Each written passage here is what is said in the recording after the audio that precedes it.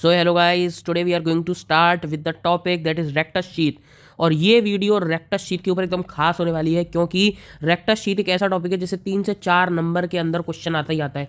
अगर आपने अभी तक मेरी एंटीरियर एब्डोमिनल वॉल की वीडियो नहीं देखी है, उसे देख लो। उसमें मैंने सारी मसल्स का आइडिया आप लोगों को दे दिया है। जितनी भी यहाँ पर मसल्स आएंगी, सारी मसल्स का मैंने वहाँ पर आपको आइडिया दे दिया है। ठीक है, 3 से 4 नंबर के अंदर रेक्टस शीथ के ऊपर क्वेश्चन आता ही आता है, तो आप लोग इसे एकदम ध्यान से प्रिपेयर करो। तो स्टार्ट करते हुए रेक्टस शीथ नहीं है। रेक्टस शीथ जो होता है वो एपोन्यूरोटिक शीथ है। क्या है? एक एपोन्यूरोटिक शीथ है। किस किस की बनी हुई है सर? किस किस को कवर करती है? पहले ये सुनो। ये कवर करती है रेक्टस एब्डोमिनस और पिरामिडलिस को। दो फ्लैट मसल बताई थी, उनको कवर करती है। रेक्टस एब्डोमिनस और पिरामिडलिस को कवर करती है। और ये बनी होती है किसकी? फ्लैट मसल्स के एपोन्यूरोसिस से। क्लियर है? एकदम सिंपल होने वाला है। इसके फॉर्मेशन की बात करते हैं तो 3 मेन लोकेशन में इसका फॉर्मेशन हमारे को स्टडी करना होता है। एक डायग्राम बहुत सुंदर, अगर वही बना लोगे ना तो ही काफी होता है। ठीक है, above the level of the coastal margin, coastal margin से ऊपर, ऊपर कोस्टल मार्जिन के ऊपर, मतलब कोस्टल मार्जिन क्या बनाएंगे? Posterior surface. तो यहाँ तो यही खत्म हो गया। 5 6 7 कोस्टल मार्जिन इसका। कोस्टल कार्टिलेज क्या बनाएंगे? इसका पोस्टीरियर बॉर्डर बनाएंगे। और हर बार में anterior wall posterior wall discuss करनी है। इसकी पोस्टीरियर वॉल मिल गई। एंटीरियर वॉल एकदम आसान एक्सटर्नल ऑब्लिक बनाएगी। अगर आपने पढ़ा होगा तो सेरेटस एंटीरियर की स्लिप्स होती हैं और लैटिस मेसोनस आएगी। ठीक है, वहाँ से ओरिजिनल होता है इसका। नेक्स्ट बात करते हैं कोस्टल मार्जिन आर्क्यूट लाइन। ठीक है, अब ये क्या होता है यहाँ पर?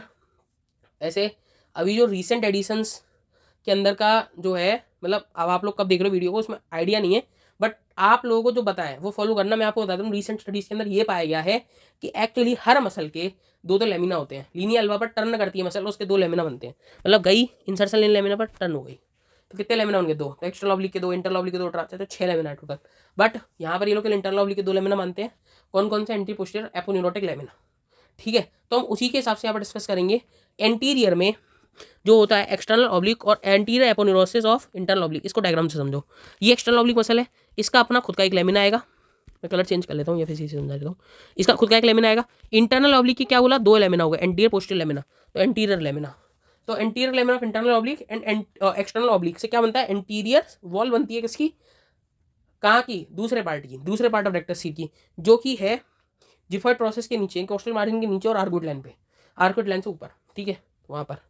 तो ये बन गया हमारे पास। और नीचे की तरफ की बात करेंगे तो posterior lemon of the internal oblique और ट्रांसवर्स एब्डोमिनस। देखो ये रहा, एकदम आसान है। ट्रांसवर्स एब्डोमिनस ऐसे लिखा, इंटरनल ऑब्लिक का पोस्टीरियर लेमन, एकदम सिंपल है, कुछ नहीं है इसके अंदर। फिर नेक्स्ट बात करते हैं below the level of arcuate line. Arcuate line के नीचे की तरफ तीनों लेमिना फ्यूज हो जाते हैं। अब यहाँ पर कई लोग बोलेंगे 6 हैं। हाँ भाई, कुछ नहीं कह सकते, जैसा आपके में लिखा है यहाँ पर वैसे फॉलो कर लेना। ठीक है, तो यहाँ पर तीनों मसल्स के लेमिना फ्यूज हो जाते हैं और नीचे की तरफ बचता है क्या? कुछ नहीं बचता है, पेरिटोनियम आ जाता है। ठीक है, पेरिटोनियल फैट। ठीक है, तो ये हमारे पास ये क्या होगी?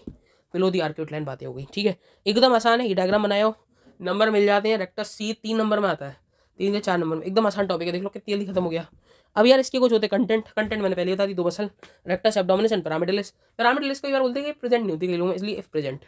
2 arteries, superior epigastric, inferior epigastric artery. नाम याद रखना है, सिंपल आर्टरीज है। एपिगैस्ट्रिक आर्टरी होती है, हम तो ऐसा रखते थे एपिगैस्ट्रिक। और 2 बोला है तो क्या बोला? वर्टिकल मसल है, सुपीरियर इन्फीरियर होगी, सुपीरियर इन्फीरियर एपिगैस्ट्रिक आर्टरी। और वेन की बात करेगा तो वेन में आएगी superior epigastric when, inferior epigastric when. और नर्व्स की बात करेगा तो लोअर 6 थोरैसिक नर्व्स होती हैं। ठीक है, 5 इंटरकोस्टल है और एक सबकोस्टल। ये T12 वाली को सबकोस्टल बोलते थे। ठीक है, जो बीच में होती है, एंड के सेगमेंट में बीच में जो होती है उसे सबकोस्टल बोलते हैं। इसको हम बेटर स्टडी कर सकते हैं इंटरकोस्टल स्पेस के अंदर। ठीक है, तो लोअर 6 थोरैसिक नर्व्स होती हैं, जिनमें से lower 5 intercostal nerve and 1 subcostal nerve होती है। ओके, नेक्स्ट बात करते हैं। यहाँ पर एकदम आसान पार्ट है, क्लिनिकल एनेटमी। क्या है? क्लिनिकल एनेटमी बहुत आसान है। हेमेटोमा ऑफ रेक्टस शीथ, इतना आसान है, पूछो मत। देखो, रेक्टस शीथ जो होती है उसके अंदर, मान लो ये रेक्टस शीथ है, उसके अंदर हमारे पास सुपीरियर एपिगैस्ट्रिक और इन्फीरियर एपिगैस्ट्रिक आर्टरी होती है। सुपीरियर एपिगैस्ट्रिक और इन्फीरियर एपिगैस्ट्रिक आर्टरी पे क्या बनता है? जब प्रेशर बनता है, इससे क्या होता है? ये ब्लीड करने लग सकती है, रप्चर हो जाती है। तो इससे क्या बन जाएगा? हेमेटोमा बन जाएगा। इसी को क्या बोलते हैं हम लोग? Haematoma of rectus sheath. और देखो सुनो, due to increasing pressure on the abdominal muscle due to coughing and later months of the pregnancy causes rupture of superior inferior epigastric vessel lead to the formation of the haematoma. English में लिख रहा है भाई, हिंदी में समझा दिया। ठीक है, समझ में आ गया किस तरीके से हेमेटोमा बन सकता है। नेक्स्ट बात करते हैं एपिगैस्ट्रिक हर्निया। ये भी एकदम आसान है। जो मल्टीपैरस वुमेन, अब ये क्या है? चबी वुमेन जो होती हैं, छोटे बच्चे जिनको ज़्यादा कफिंग की प्रॉब्लम होती है, उनके अंदर ये एपिगैस्ट्रिक हर्निया डेवलप होता है। इसके अंदर क्या होता है कि जब भी बंदा कफ करेगा, जैसे कफ करेगा बाहर निकल के आ जाएगा एक पार्ट, फिर अंदर बाहर अंदर, तो ये जो बोलते हैं हम लोग एपिगैस्ट्रिक हर्निया। ठीक है, ये क्यों होता है? और अम्लिकस के ऊपर होगा ये, ऐसा क्यों होता है? देखो सुनो, ये डायग्राम है बहुत सुंदर। ये हमारे पास अम्लिकस है, इसके ऊपर यहाँ पर क्या होता है, गैप बनता है, 1 सेंटीमीटर तक का ही गैप हो सकता है, अबाउट 1 सेंटीमीटर, ठीक है। यहाँ पर क्या होता है, डाइवेरिकेशन ऑफ रेक्टस एब्डोमिनस बोलते हैं, क्या बोलते हैं, डाइवेरिकेशन ऑफ रेक्टस एब्डोमिनस। इसकी वजह से क्या होता है, गैप क्रिएट होता है और यहाँ से जो हमारे पास मिड गट होता है उसका पार्ट बाहर अंदर होता रहता है, क्लियर है। इसे क्या बोलते हैं हम लोग, एपिगैस्ट्रिक हर्निया बोल देते हैं, ओके। अब इसे देख लो इंग्लिश में लिखा हुआ है।